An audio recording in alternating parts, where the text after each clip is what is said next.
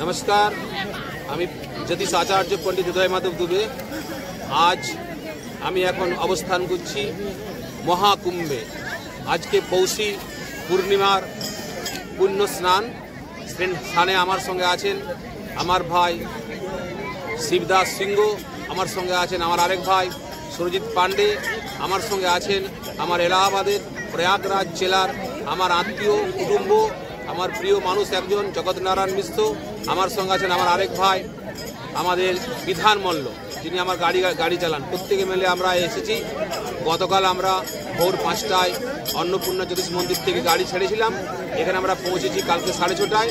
আমরা সাচ্চা আশ্রমে আছি এবং আজকে আমরা পৌষী পূর্ণিমার মহাস্নান করলাম। আগামীকাল স্নান আছে আগামীকাল স্নান আছে যে সংক্রাंति क्या संक्रांति जगत जी?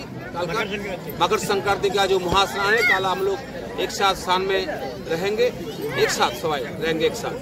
তাই প্রত্যেক আমার যারা এই ভিডিও দেখছেন বা যারা আমার এই চ্যানেলের সঙ্গে যুক্ত হয়েছেন প্রত্যেককে ধন্যবাদ জানাচ্ছি। আপনাদের প্রত্যেকের জন্য মা গঙ্গার কাছে প্রার্থনা করছি প্রত্যেকে ভালো থাকুন, সুখে থাকুন, আপনাদের প্রত্যেকের কল্যাণ। এবং যারা এখনো পর্যন্ত ঘরে বসে আছেন এই মহাকুম্ভ স্নান করার জন্য প্রত্যেকে আবেদন করছি আপনারা এই মহাকুম্ভে স্নান করুন।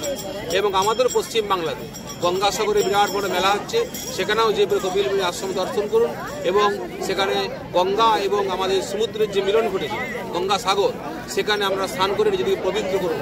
এই মাঘ মাসে কোনো না কোনো পবিত্র নদীতে স্নান করলে ভীষণ পুণ্য হয় এবং আপনি সারা বছর ধরে যেসব বিভিন্ন ধরনের না জেনে এবং জেনে পাপ করছে সেসব পাপের ক্ষয় হয় এবং আপনার আগামী আরেক বছর আপনি সুখে সমৃদ্ধিতে আপনার জীবনযাপন করতে পারবেন।